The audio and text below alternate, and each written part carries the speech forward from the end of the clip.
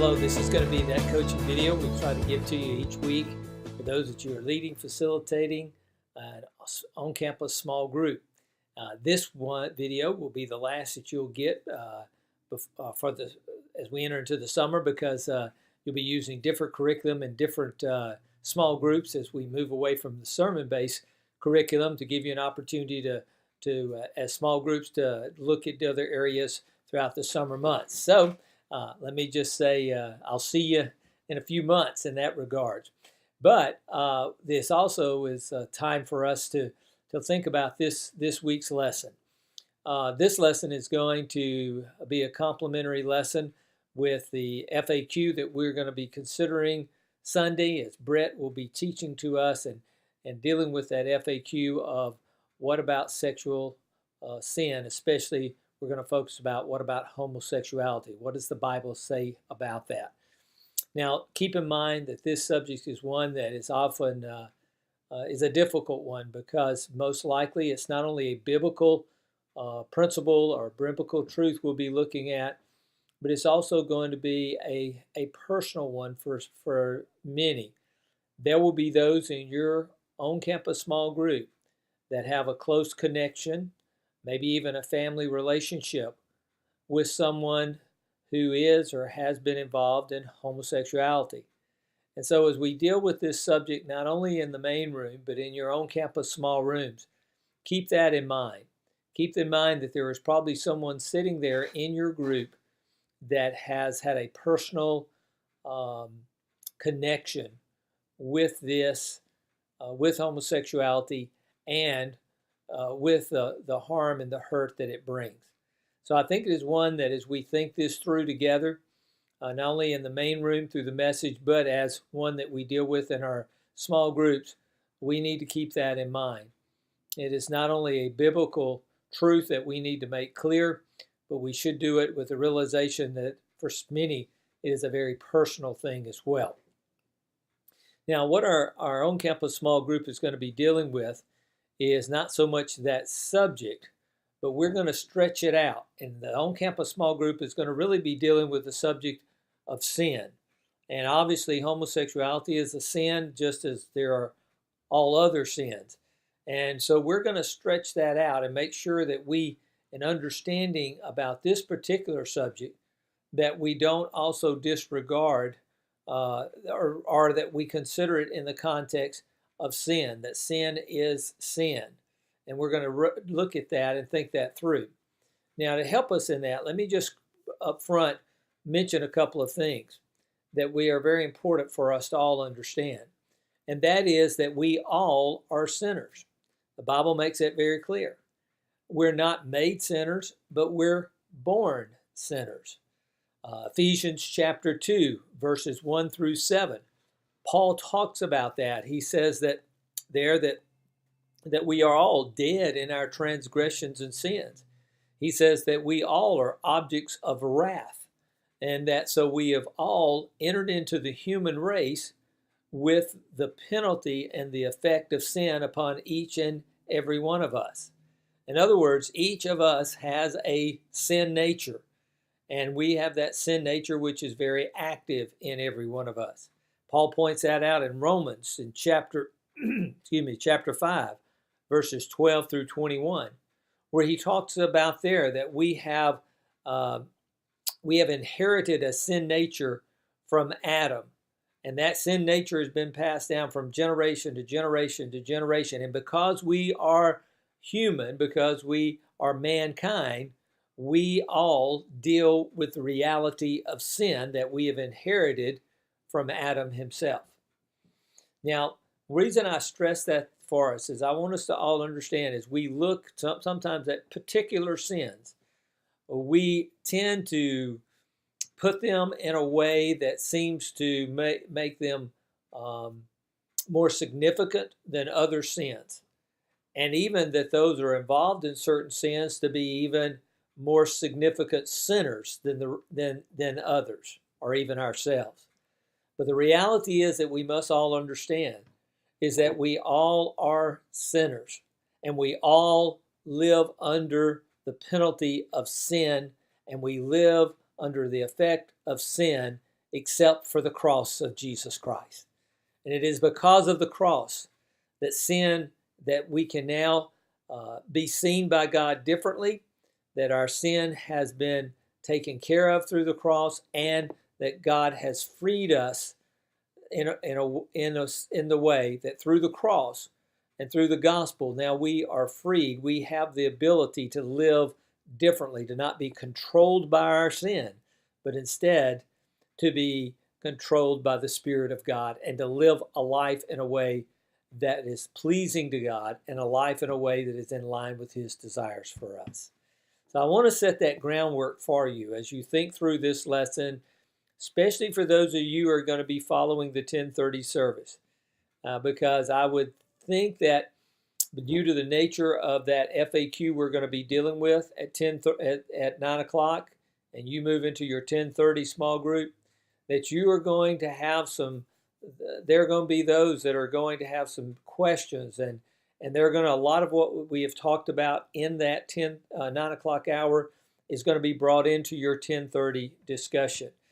So for those of you that at 10:30, I'm going to include in the email that will have the link for this video, some resources for you to look at that might be of help to you in thinking that through, and just maybe being prepared there in that way for your small group members and thinking through what they have just been taught at 9 o'clock. Okay, so keep that in mind there. Now let's move into the lesson itself. And as I said earlier, we're going to approach this lesson is going to expand on in the sense of we're going to be dealing with the concept of sin and how it affects us and how we should be aware of the reality of sin and how we can respond to that sin nature that we've inherited from Adam. Page 1 is your overview there. Page 2 is your introduction. And I want to jump right into teaching the text on page 3. Now on page, we begin there, and basically our primary text is one verse. It's going to be 2 Corinthians chapter 7, verse 1. But it's a very powerful verse, a very powerful passage that God has given us there. Now, as you get ready to teach that, let me give you a little bit of reminder concerning the background of the church at Corinth. Corinth was a Greek city. It was a city that was influenced by the Greek culture of that day.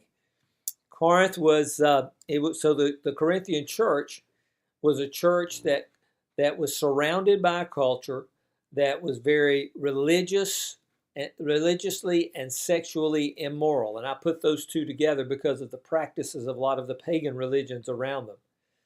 It was in many ways an anti-God culture. And it was a culture that instead of seeing sin and involvement in sin as that which is to be avoided, oftentimes encouraged the people to be involved in sin itself.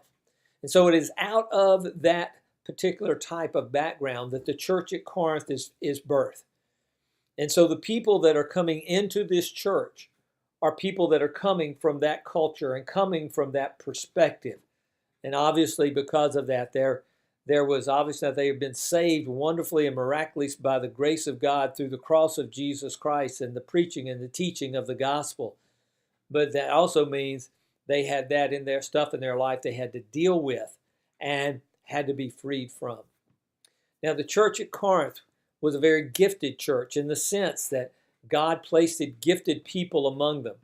And it was a church that had a lot to, it was a blessed church in that way. It was a church that was blessed with those who had been given certain gifts and certain abilities to minister and to carry out ministry in the name of Jesus. But unfortunately for the church at Corinth, because of its great giftedness, it created almost a sense of arrogance among many of the people, where they began to see themselves in a sense that they had all these gifts from God, and that arrogance was created so that they began to see sin as less than what it really is. And that created a very troubled church. It was a church that, coming out of that environment I mentioned earlier, some of that stuff seeped into the church itself. It was a church that had divisions within it. It was a church that there was drunkenness that took place in that church. It was a church that had a tendency at times to tolerate sin or overlook blatant sin. It was a church in which members were legally at odds with one another. And it was unfortunately a church that, though it was very blessed and used by God, it was also a church that had its challenges. And it is in that context that Paul makes this statement in 2 Corinthians chapter 7, verse 1, that we're going to be studying together there. There are 3 different teaching points that you're going to look at together in that. The first one is we must understand that dealing with sin is our own responsibility.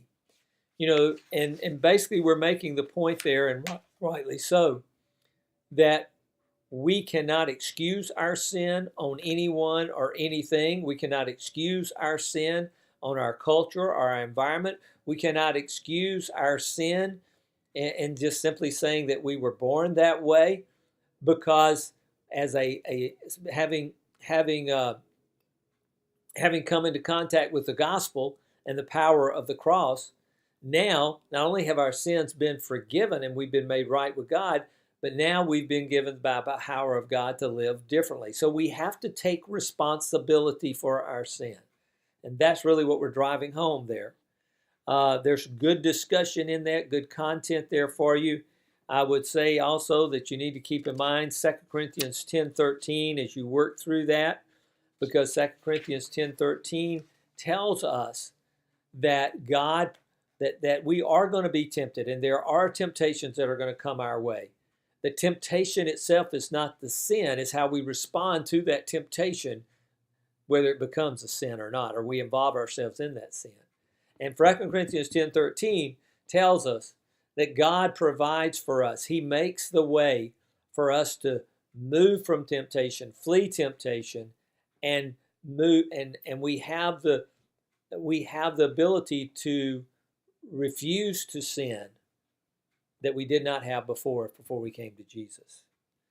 The second teaching point, it's there on page 5, is we must stop categorizing sins in our minds. And here's the reason for that, because when we categorize sins in our minds, what we begin to do is see some sins as lesser sins than others, and then we begin to think that the lesser sins are not as sinful as the more, what we might say, are more significant or greater sins. Therefore, we began to see that it's not a big deal that we involve ourselves in those what we would consider lesser sins. And sometimes what we do is we look at the list of sins that are mentioned and those things that are outlined in the Bible, especially in the New Testament, those things we find in passages like 1 Corinthians chapter 6, verse 9 through 11, Ephesians chapter 5, verse 1 through 7, Galatians chapter 5, verses 19 through 26. And in those lists, we begin to categorize them this way. We'll say, well, that is a social sin, or that is a sin of the speech, or that's a sexual sin. And oftentimes what happens when we do that is we begin to see one of those categories, and I'm using this term, as more sinful than other categories. And obviously that's not true, because if we go back to what I stated at the beginning, is that we're all born sinners. We're all have a sin nature that we have inherited. We are all under the penalty of sin, and we all are going to deal with the effect of sin except for the cross of Jesus. And so there is no sin that is lesser or greater than other sins. But, as we point out, the lesson points out, there are those sins which we see a greater consequence or a greater result today than others. And that's where we have to struggle, that we don't begin to say the consequence, because that sin seems to have a greater consequence today than some other, that other sin is lesser. They're all Sin is sin. And though different sins have different consequences, as from our viewpoint, we may see some as more severe than others, the bottom line is that sin destroys, sin damages, and sin ultimately brings death, spiritual death, maybe even physical death, regardless of what sin it is. Okay? Now, the third teaching point is there on page 7, and that is that we must start to view sin from God's perspective. We must start to see sin from God's perspective. And it goes back, of course, to that one verse that we've been looking about there. And God's perspective is simply this, is that he hates sin. And the reason he hates sin is because he knows what it does to me and to you. No one understands the damage that sin brings more than God, because that damage of sin was experienced by his one and only Son, Jesus, on the cross. And because God knows what sin does, he knows what sin demands more than me and you could ever imagine. And that's why he desires to free us from sin. That's why he gives us the guardrails in life. That's why he gives us guidelines in life. And that's why he has desires for us that are good and right and pure, that when we line ourselves up with those, we live not life only in a way that's pleasing to him, but we live life in a way that will be the best for me and for you, because he knows what sin does to us, what it does to us here in this life, but also what it does to us for eternity, except for the cross of Jesus Christ. And aren't you glad for that cross? Aren't you glad that Jesus went to that cross and he took that sin for me and you, knowing all that it is and how horrible and how repulsive it is to him. He still put himself on that cross, and he took my and your sin. He died in our place. He took the penalty, the punishment of our sin. He fulfilled that for us, but he also took sin itself. The one who knew no sin became sin for me and you, so that now when we put our faith and trust in him, we open our lives to the gospel, we can be not only forgiven and made right with God, we now can live life in a way that is free from sin, in a way that lines us up with God. Now, that doesn't mean we're going to do it perfectly. Obviously, that's not the case. But we now can live life differently, no matter what sinful desires, what sinful influences, sinful thoughts that we have, no matter what they are, we can live life differently because of the cross of Jesus Christ. And to say I can't is to say that Jesus died needlessly on that cross. And that's an important thing for us to remember there.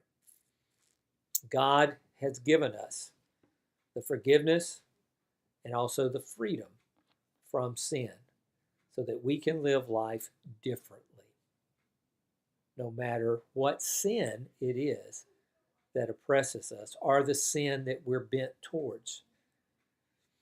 So, as you go through this lesson, keep those few thoughts in mind.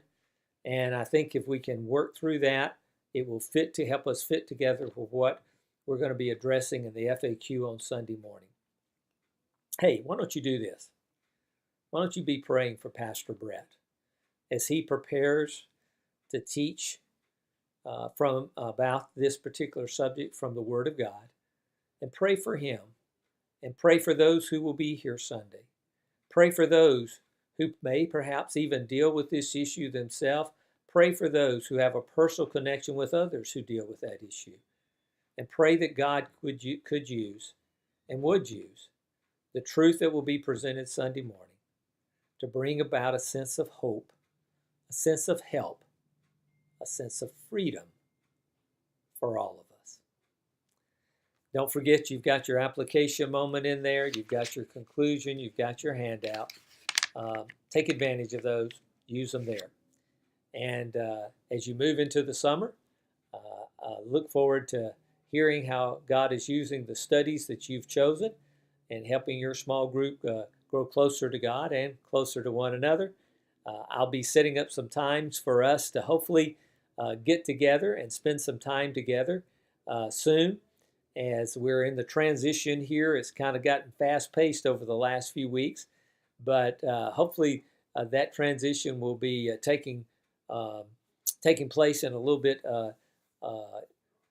more developed way, and it will give us then the opportunity to gather together in small group ministry to share and talk together. I look forward to hearing from you and to talking with you and seeking to be of help to you in different ways in the days ahead. Hey, by the way, Jerry Broussard will be around Sunday morning, but if you see Jerry, say hello to him. He's available, and he'll be there to help in any way he can, practically and otherwise. Have a great week studying together and preparing. God bless. 'Cause you